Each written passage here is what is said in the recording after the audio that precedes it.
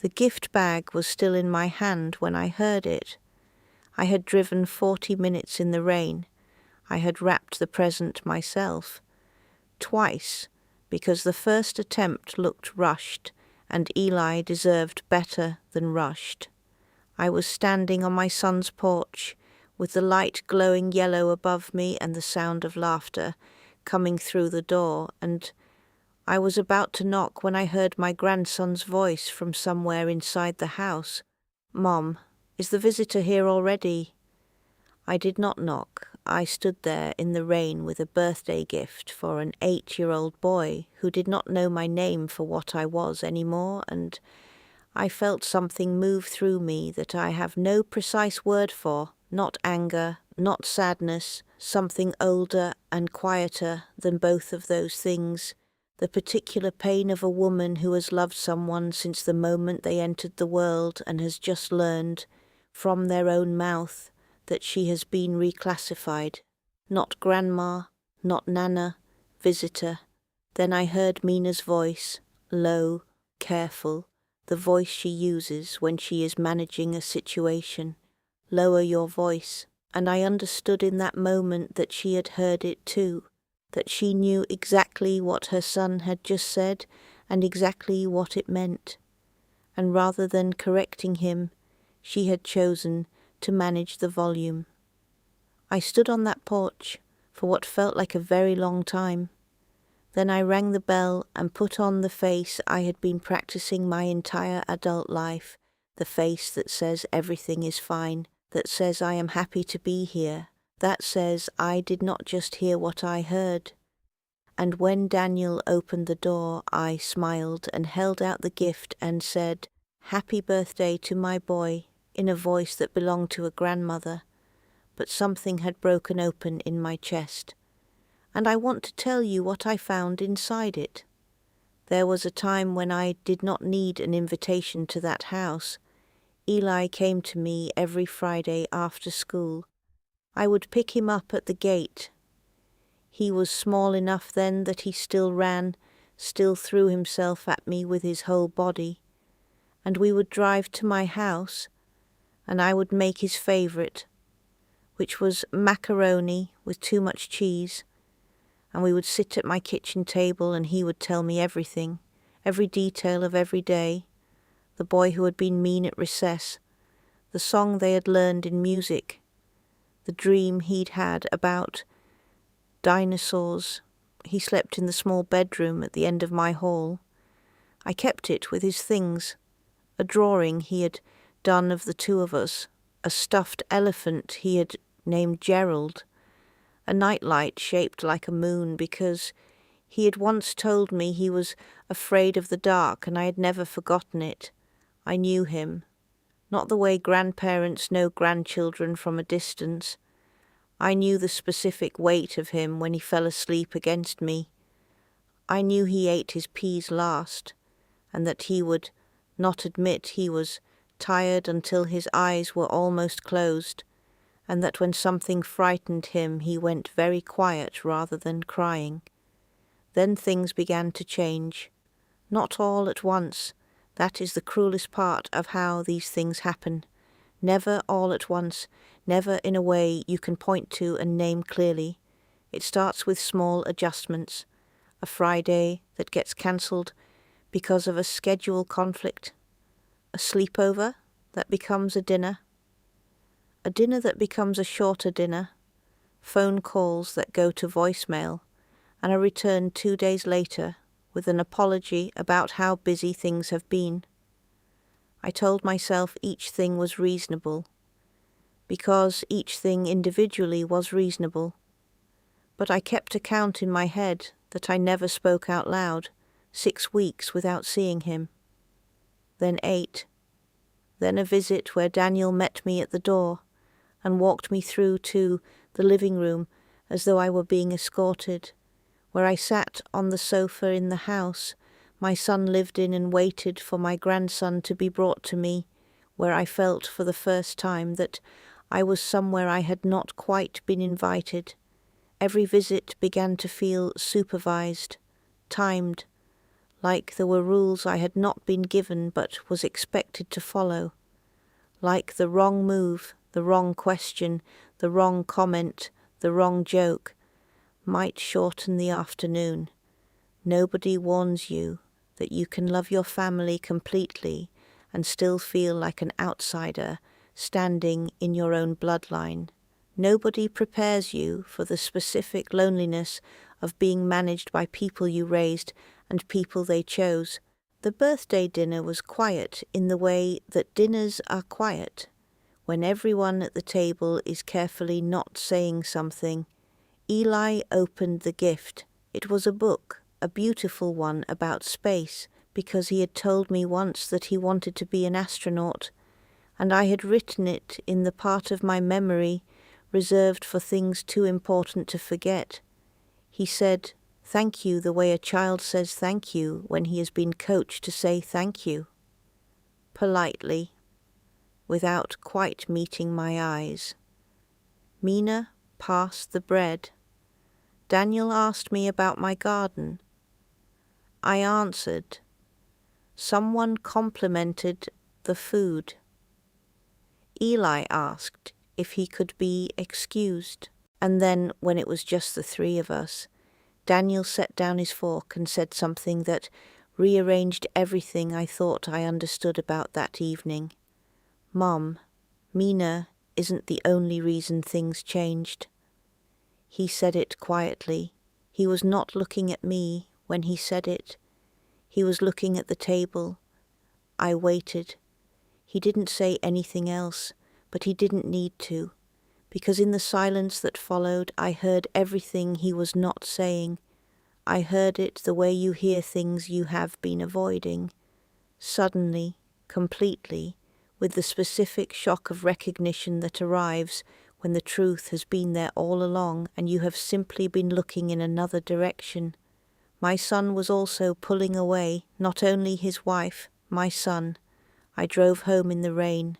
I sat in my car outside my house for a long time before I went inside. I made tea that I didn't drink. I sat at my kitchen table in the dark, and I did what I had never quite been willing to do before. I went back, not to the moment things changed, further back to where it started. And I made myself look at it honestly, not as the woman who had been wronged, but as a witness who was going to tell the truth about what she saw. I saw myself in Mina's kitchen, reorganizing the spice cabinet, because the way she had arranged it seemed inefficient to me. I saw myself saying so, not cruelly, but saying so. I saw myself at the dinner table telling Mina that Eli needed more structure than she was giving him, more fresh air, less screen time. I saw the way her jaw moved when I said it, the way she looked at Daniel and Daniel looked at his plate.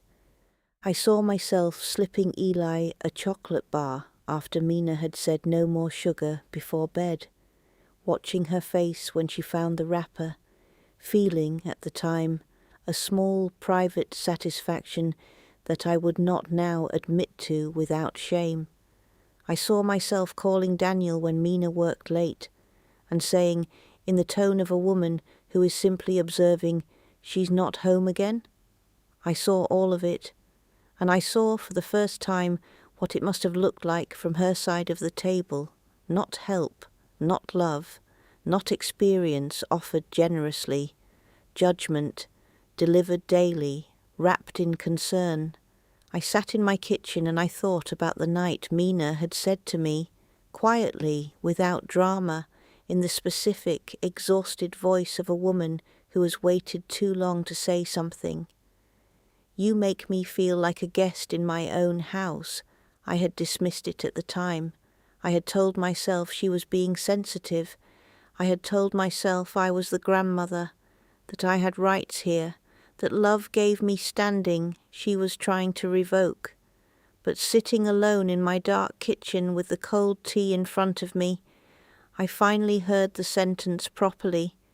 She had said it because it was true, and I had spent 2 years since that night fighting to regain access to a family I had never stopped to consider I might have pushed away myself. I got up and walked through my house. I don't know what I was looking for. Maybe I just needed to move, but I found myself stopping in the hallway, looking at the photographs on the wall, and something occurred to me that I had to stand very still to absorb fully. Every photograph was old. Eli as a newborn, Eli at 2, Eli at 4 in the garden with Gerald the stuffed elephant. Nothing recent, nothing from the last 3 years. No new school portraits, no new Christmas mornings, no images of the boy he was becoming, only the boy he had been. I had been so focused on what I was losing that I had not noticed I had already stopped building. I had stopped making new memories because I had been too busy mourning the access to make them in. I had turned the relationship into a grievance, and a grievance does not take photographs. That was the night something in me finally decided to change direction. The call came on a Thursday evening. My phone showed Daniel's name, but the voice was small and close to the receiver, the voice of a child who is trying not to be overheard. "Grandma." "Eli." "Are you mad at Mom?" I sat down slowly. "No, baby, I'm not mad at anyone." Silence. Then, "She cries sometimes, after you leave." I held the phone very carefully, the way you hold something you are suddenly afraid to drop. "What did you say?" "Mom, she cries. Not a lot, but I saw her once in the kitchen after you went home, and she was just standing at the sink and her face was—" He paused, searching for the word. "Tired." I could not speak for a moment. "I just wanted to know if you were okay," he said. "Because I miss you." "I miss you too," I said. "More than you know." After we hung up, I sat with what he had told me for a long time. Mina cried after I left. Not the behavior of a woman who felt nothing. Not the behavior of a woman who was cold or indifferent, or purely strategic. The behavior of a woman who was overwhelmed, who had wanted something from this relationship that she had not received and had not known how to ask for and had eventually given up trying to name. I had spent 2 years believing I was the only one in pain. I was wrong. I want to tell you what I did next, because it is the part of this story I am least comfortable with, which probably means it is the most important part. I stopped fighting. Not because I had given up, because I finally understood that everything I had been fighting for, access, presence, the right to be known by my grandson, could not be won through force. It had never been available through force. It was only ever going to be available through trust. And I had spent 2 years doing the one thing that destroys trust, making people feel judged in their own home. So I stopped. I stopped arriving unannounced. I called first, always, and I accepted the answer without negotiating. I stopped mentioning Mina's work hours. I stopped rearranging things that were not mine to rearrange. When Eli asked for a second biscuit and Mina said no, I said nothing. Not a look, not a sigh, nothing.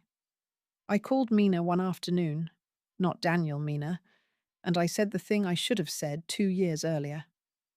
I want to apologize. I came into your home for years, and I made you feel judged. That was not love. That was pride. And I'm sorry.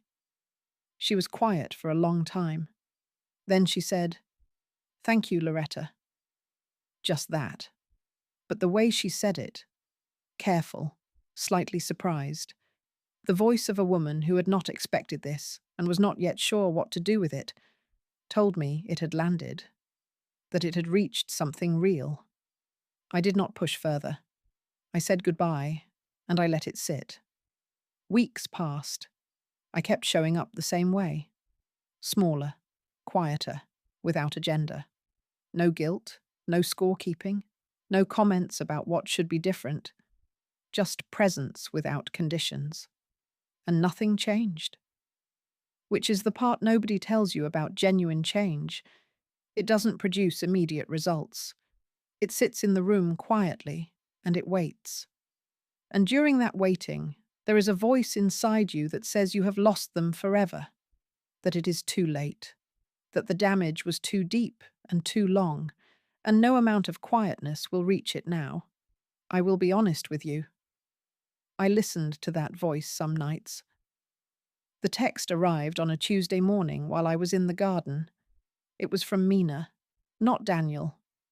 Mina. Eli has a school concert Thursday evening. If you want to come, he'd love that. I read it 4 times. I sat down on the garden bench and I read it 4 more times.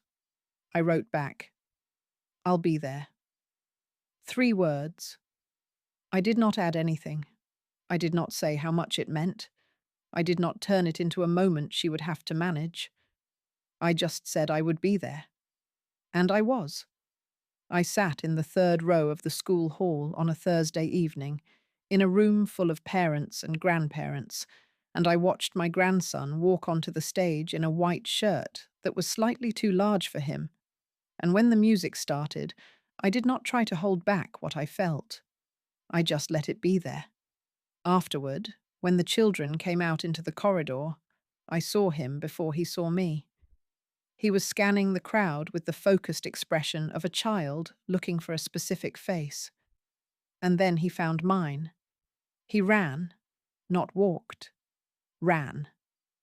The same way he used to when he was small enough to throw himself at me with his whole body. He came across that corridor and he grabbed my arm with both hands and he looked up at me and he said, "Grandma, you came."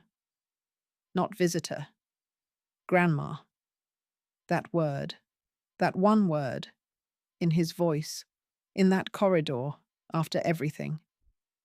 I will carry it with me for the rest of my life. It is the most important word anyone has said to me in years. I spent 2 years trying to win access to my family.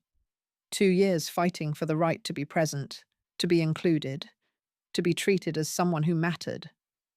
2 years believing the problem was Mina's coldness, or Daniel's weakness, or a combination of forces arranged against me that I had to overcome. I was wrong about almost all of it. The access was never the thing I needed to fight for. Trust was. And you cannot fight for trust. You can only build it. Slowly, consistently, without guarantee, without knowing if it will ever be enough. I know now that what Eli needed from me was not a grandmother who won. It was a grandmother who was safe. And I know that what Mina needed from me was not compliance or silence. It was the simple dignity of being allowed to be the mother in her own home without being corrected by mine. I did not lose my family. I had simply made it difficult for them to feel safe with me. And the moment I changed that, the moment I put down the fight and picked up the work of being trustworthy instead, the door I had been pushing against for 2 years simply opened. Not because I deserved it, because they finally felt safe enough to open it. If this story reached something in you, if you have sat on a porch in the rain, or waited for a call that didn't come, or loved someone who felt further away than they should, like this video.